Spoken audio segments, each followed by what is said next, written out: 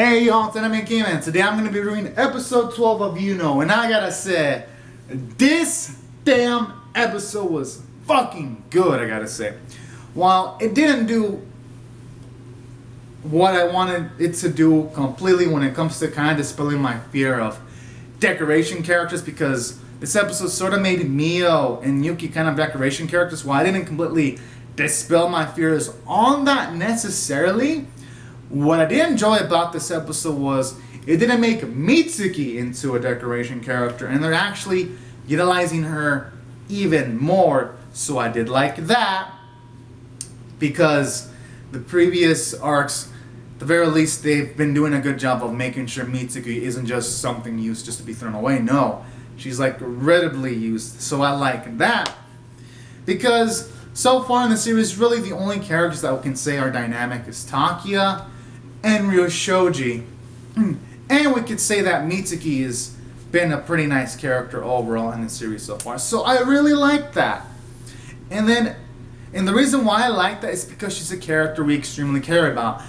And actually, I like how this anime actually utilized those situations where Mitsuki actually showing herself in the previous episode as a way to make us care, because at this point now, when we see her actually harm near the end, we actually give a shit, because we know that she would actually lay her life on the line for her precious students.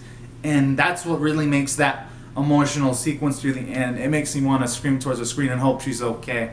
And I gotta give credit for the show for doing that.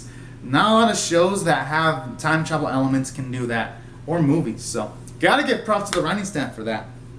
Because during this episode, you see the first thing that Takia does is talks to Mitsuki to ask if she's okay. And then she hears Takia tell her, then she asks if he's okay. And those scenes are all just sweet and meaningful and all that. And then I like how midway, Takia tries to like spy on Shoujo. And then you have Ririko there too to spy on Shoujo. And they end up in a situation where they're like inside of like a single locker. And I like how during all these sequences, it further quantifies how much Takia cares, because he's up all against the chest of Ririko, but instead of enjoying that, he's more worried about what Shoujo is doing to Mitsuki. And those are all fine sequences. It shows you that Takia, he's just keeps on mentally maturing, because he's thinking with his brain and not his dick. And that's what I really love about this episode. And don't get me wrong, the sequences where Takia thinks with his dick are hilarious, but I like how the show shows up when shit needs to be serious. He fucking gets serious, and that's what we all love. At least that's what I love about Takia.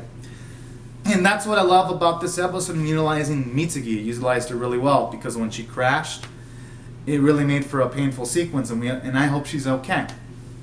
Then additionally, I like how fresh out of Ririko, because it shows you she's way much more wiser than meets the eye. It implies that she knows about the reflective device, because she was able to grasp that Takia knows a lot of things. And then additionally, I also like how it implies that she even grasps the situation that of Takia and Mitsuki having a fling too, when she's all saying stuff like, forget about Mitsuki. Like, it implies that. So I kind of like that. And I was showing off to the audience that the writers, at least whoever was in charge of this episode, they respect their audience enough not to spoon feed them all the information. Showing off that in some episodes, you have some great writing and directing stuff, and in others, the staff isn't that strong. And I'm liking how in this episode, at the very least for these emotional elements, you got, I don't know who's in charge, but whoever they are, they're doing a mighty damn fine job. So that was also pretty cool.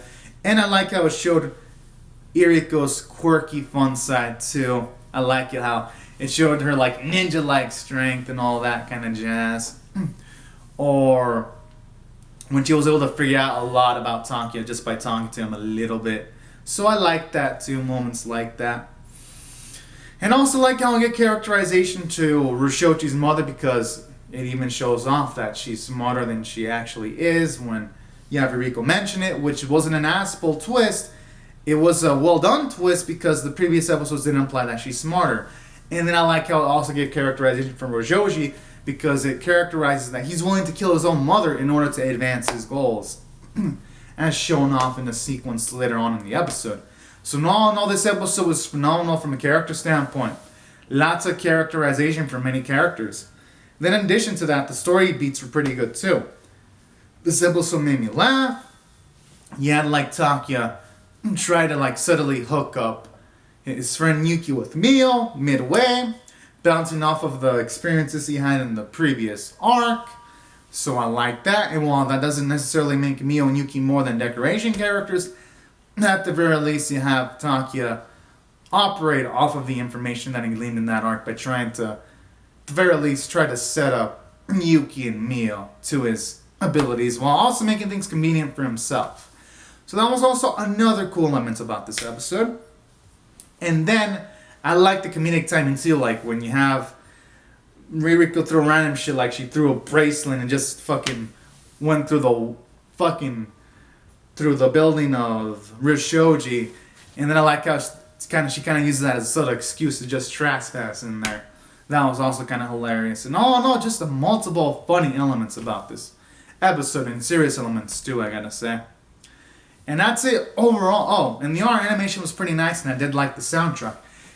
And I also like how it's showing off that Kana's more important than meets the eye too, because it even implies that it's explicitly say that Shoujo would just want the necklace that Kana has, which pretty much it's almost 99% confirmation that she has one of the spears that most likely goes into Takuya's reflector device.